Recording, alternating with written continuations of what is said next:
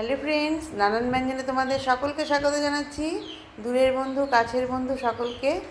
দেখো, আমি এখানে অল্প চিকেন নিয়েছি, তো এটা আমি আমার মেয়ের জন্য বানাচ্ছি, আর কিন্তু ঝটপট বানাবো, একটু দেখে নাও। তা আবার একটু অন্যভাবে, অন্য স্টাইলে। তাই এখন মধ্যে লবণ আর হলুদ দিয়ে দিলাম, দিয়ে এখন এর মধ্যে একটু সরষের তেল দিয়ে দিচ্ছি। তো সরষের তেলটাকে দিয়ে এখন এটাকে আমি ভালো করে একটু মাখিয়ে নেব। আর টক দই দেবো, কিন্তু টক দইটা একদম ভীষণ ঠান্ডা আছে, ফ্রিজ থেকে মাত্র বের করেছি, সেই জন্য এটা পরে দেবো। আর এখন এখানে ধনে গুঁড়ো, জিরে গুঁড়ো দিয়ে এটাকে ভালো করে মাখিয়ে নিচ্ছি।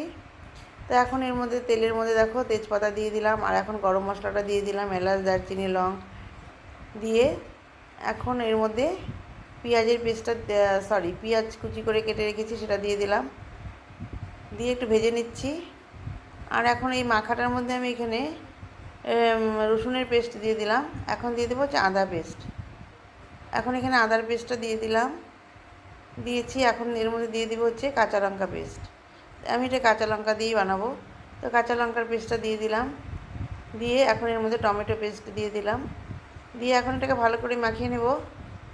তো ভালো করে মাখিয়ে নিয়ে আমি এটাকে এখন তেলের মধ্যে দিয়ে দিলাম, দিয়ে এখন মাংসটাকে একটু কষিয়ে নেব। এখন দইটা আমার ঠিক উষ্ণতা এসে গেছে, এখন আমি এর মধ্যে টক দইটা দিয়ে দিলাম, দিয়ে এখন এটাকে ভালো করে মিশিয়ে নিচ্ছি মশলার সাথে।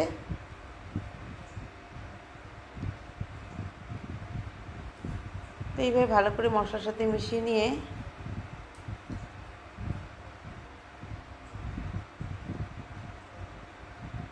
একটু ঢেকে দিয়েছি।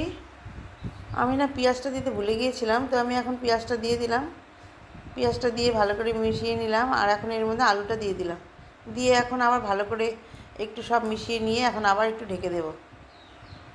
আবার একটু ঢেকে দিয়েছি, কিছুক্ষণ পরে দেখো ঢাকনা উঠিয়ে নিয়েছি। এখন এটাকে ভালো করে একটু কষিয়ে নেব।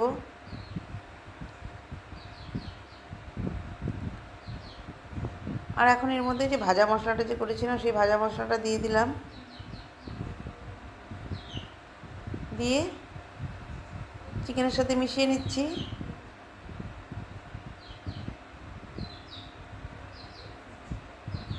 এভাবে ভালো করে মিশিয়ে নিয়ে এখন এর মধ্যে দিয়ে দিচ্ছি হচ্ছে বিরিয়ানি মশলা।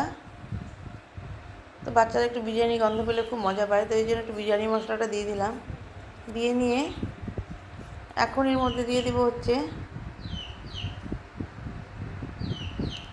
একটু কাশ্মীরি লাল লঙ্কার গুঁড়োটা দিয়ে দিলাম, দিয়ে একটু ভালো করে মিশিয়ে নিয়ে এখন আমি এটাকে একটু ভালো করে এখন কষিয়ে নিব। কষিয়ে নিয়ে নামিয়ে নিলাম। তো এইভাবে আমি সার্ভ করে দিলাম। তো বন্ধুরা, তোমাদের যদি ভালো লেগে থাকে তো নতুন বন্ধুরা প্লিজ একটু কমেন্টস করবে ও সাবস্ক্রাইব করে পাশে আসবে। আর পুরনো বন্ধুরা তোমরা কিন্তু অবশ্যই আমার পাশে থাকবে, আমিও তোমাদের পাশে থাকবো। নমস্কার।